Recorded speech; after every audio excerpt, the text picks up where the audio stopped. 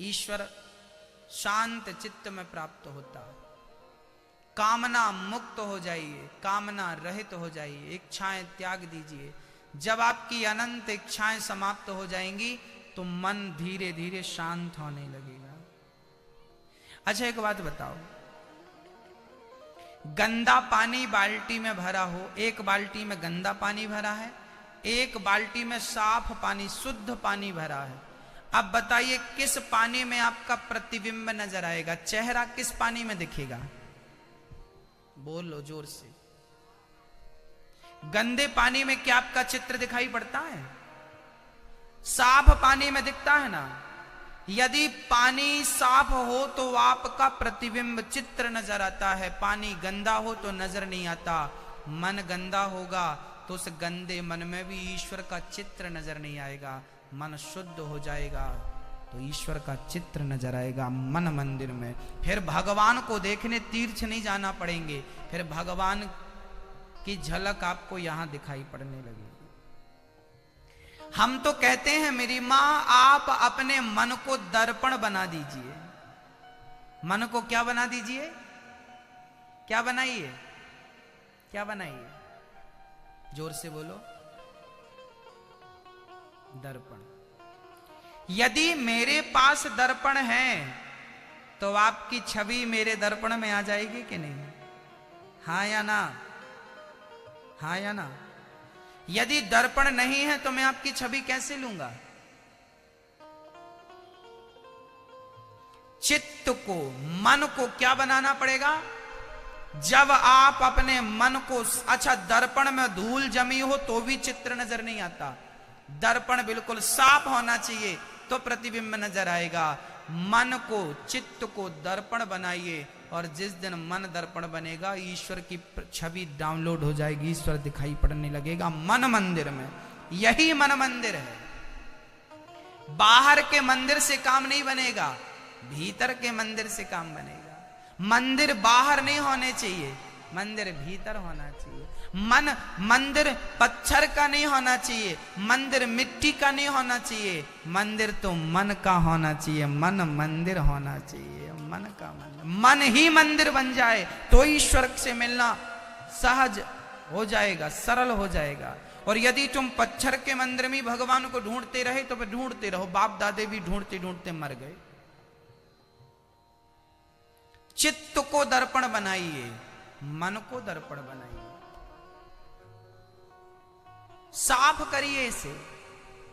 रामचरितमानस में लिख रहे हैं गोस्वामी जी, निर्मल मन जन सो मोहि पावा। आगे आप बोलो, मोहि कपट छल छिद्र ना भावा। एक बार आप बोलो मैया, निर्मल मन जन। जोर से बोलो मेरी मां, बोलो निर्मल मन जन सो मोहि पावा। मोहि कपट छल छिद्र ना भावा। निर्मल मन, भगवान को कौन सा मन पसंद है? गंदा नहीं। बाल्टी में गंदा पानी भरा है, चित्र नजर ही नहीं आ रहा है। तुम्हारा मन गंदा होगा तो कई जन्म तुम कर लो प्रयास, तुम्हें परमात्मा का दर्शन हो। जब गंदे पानी में तुम्हें खुद का दर्शन नहीं होता तो गंदे मन से भगवान का क्या दर्शन होगा? विचार तो करो। पहले मन को शुद्ध करो, अपने आप को ठीक करो। गंगा नहा लिया, कौन नहाया? तन। मन ने कितनी बार नहाया? हाँ मेरी मां। एक राजा था, उस राजा के दरबार में एक चित्रकार आया। चित्रकार ने कहा, राजा साहब हम आपको ऐसी चित्रकारी दिखाएंगे कि आपने आज तक ना देखी होगी। राजा ने कहा तो दिखाओ। तो राजा के जो अपने चित्रकार थे उन्होंने कहा कि यदि इसने बढ़िया चित्र बना दिया तो हमारा तो पत्ता साफ हो जाएगा। तो उन्होंने कहा, राजा साहब इससे क्या चित्र बनवाएंगे? आपके दरबार में तो खुद बहुत सारे दरबारी चित्रकार हैं, आप हमसे दरबार में चित्र बनवाइए। तो राजा ने कहा अच्छा एक काम करो, तुम भी बनाओ और तुम भी बनाओ, जिसका चित्र बहुत बढ़िया होगा उसको उचित इनाम दिया जाएगा। अब तो दोनों चित्रकारों ने 6 महीने का समय लिया। कितने महीने का? 6 महीने। एक दीवार पर राजा के चित्रकारों ने चित्र बनाया और सामने दीवार बिल्कुल आमने सामने, समझिए ऐसे, एक दीवार ये थी, एक दीवार बिल्कुल आमने सामने। एक दीवार पर राजा के अपने चित्रकारों ने चित्र बनाना शुरू किया और दूसरा जो विदेश से आया था एक चित्रकार, दूसरी दीवार पर उसने बनाना शुरू किया। अब जो राजा के दरबारी चित्रकार थे, इन्होंने पेंट मंगाया, रंग मंगाया, ब्रश मंगाया और बढ़िया चित्रकारी शुरू की। और जो दूसरा था उसने केवल सफेद कलर का एक पर्दा बांध दिया ताकि हमारी चित्रकारी कोई देख ना सके, किसी का भी आना जाना मना था। अब राजा ने देखा कि महीना बीत गया, हमारे चित्रकारों ने तो खूब रंग मंगाया, भाई पेंटिंग बनानी है तो रंग तो लगेगा, पर हमारे चित्रकारों ने तो रंग मंगाया, ये मंगाया, पर इसने एक भी रंग नहीं मंगाया। राजा ने पूछा क्यों भाई तुम्हें रंग चाहिए? उसने कहा हमें रंग नहीं चाहिए।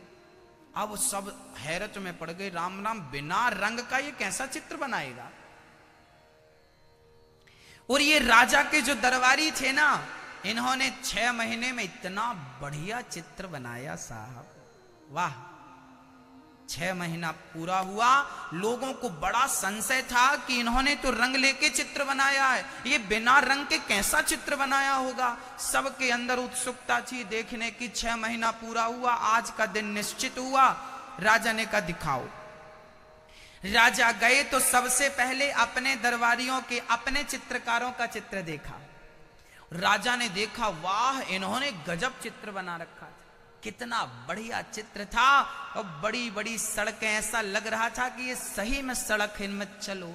ऐसे चित्र आदमी बनाए थे कि मानो बोल पड़ेंगे, इतने सजीव चित्र बनाए थे इन्होंने। ऐसी नदियां बनाई सजीव, मानो पानी बह रहा हो, ऐसी चित्रकारी। राजा ने कहा वाह मेरे नगर में तुम जैसे चित्रकार हैं, मैं गदगद हो गया। अब उसकी बारी थी जिसने कोई रंग नहीं लिया। राजा ने कहा तू अपनी चित्रकारी दिखा। उसने पर्दा हटा दिया। तो पर्दा जब हटाया तो सारे लोग दंग रह गए। क्या था? उस चित्रकार ने उस दीवार को घिस घिस कर, 6 महीने वो घिसता रहा और घिस घिस कर उसने दीवार को दर्पण बना दिया। और जब दर्पण बना तो जो सामने चित्र था वही चित्र उस दर्पण में और भी सुंदर नजर आने लगा, और भी सुंदर नजर आने लगा। जो चित्र इनके दरबारियों ने बनाया था उसी चित्र का प्रतिबिंब उसके दर्पण पर पड़ा तो उस पे और सुंदर दिखाई पड़ने लगा। बस भक्तों तुम कुछ ना करो, तुम अपने मन को केवल घिस घिस के दर्पण बना दो। जिस दिन दर्पण बना दोगे तो परमात्मा की छवि तुम्हारे दर्पण पर दिखेगी, तुम्हें आनंद प्राप्त हो जाएगा। यही ईश्वर को पाना है, यही है अंदर देखना, भीतर देखना। इसी को कहते हैं भीतर झांकना, अंदर देखना। चित्त को क्या बनाना? मन को क्या बनाना? दर्पण, दर्पण बना लो। बाहर मत देखो, अपने भीतर देखो। बुरा जो देखन मैं चला, बुरा न मिलिया कोय, जो दिल खोजा आपुना, हमसे बुरा ना कोई। एक राजा था, एक राजा था। आज बरसों बाद उसका मित्र लौटा, बचपन का मित्र आज बूढ़ा होकर लौटा, बुढ़ापे में लौटा। कहां गया था? बोले दुनिया की परिक्रमा करने गया था, दुनिया की यात्रा पे गया था, कई देशों की इन्होंने यात्रा की।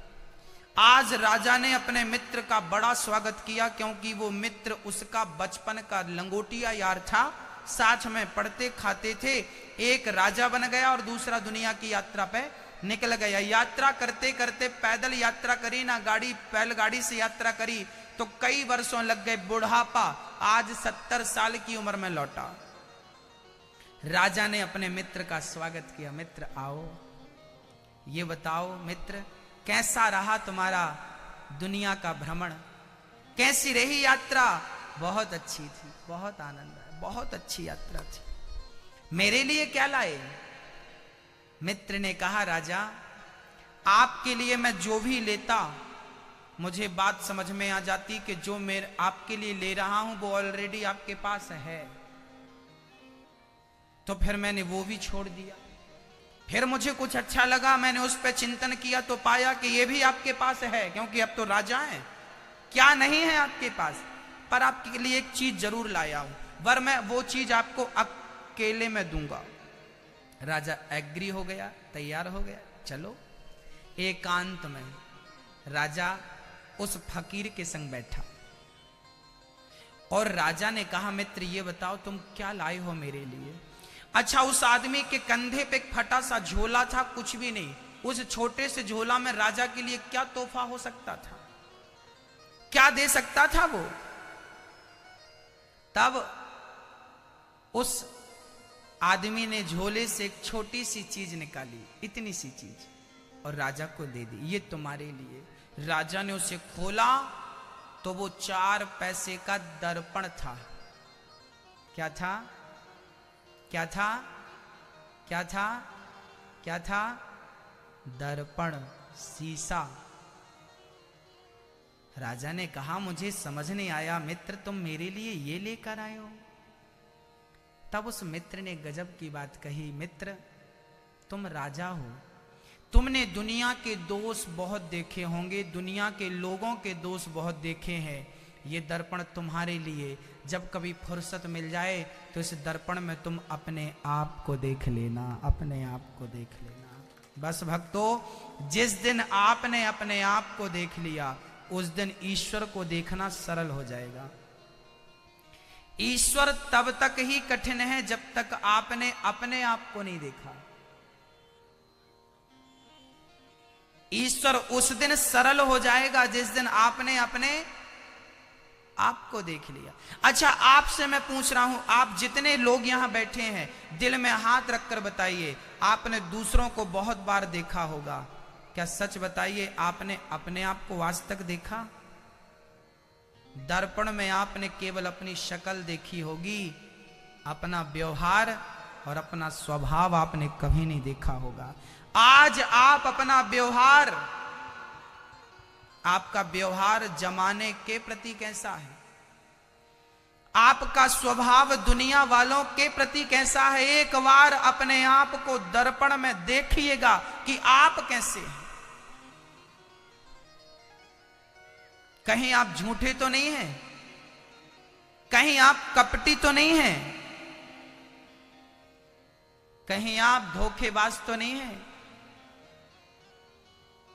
यदि हैं तो दर्पण क्लियर बताएगा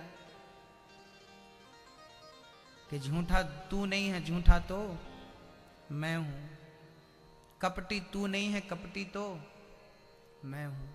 कभी आपको फुर्सत मिले ना मेरी माँ, तो आप लोग भी दर्पण देख लेना अपने आप को। और मैं तो कहूंगा कि मैं 7 दिन में आपको एक छोटा सा दर्पण दे के जाऊंगा, भक्ति का दर्पण, ज्ञान का दर्पण, वैराग्य का दर्पण। कभी फुर्सत मिले तो इस दर्पण में अपने आप को झांक लेना, अपने आप को देख लेना, आप दिख जाओगे कि आप कैसे हो।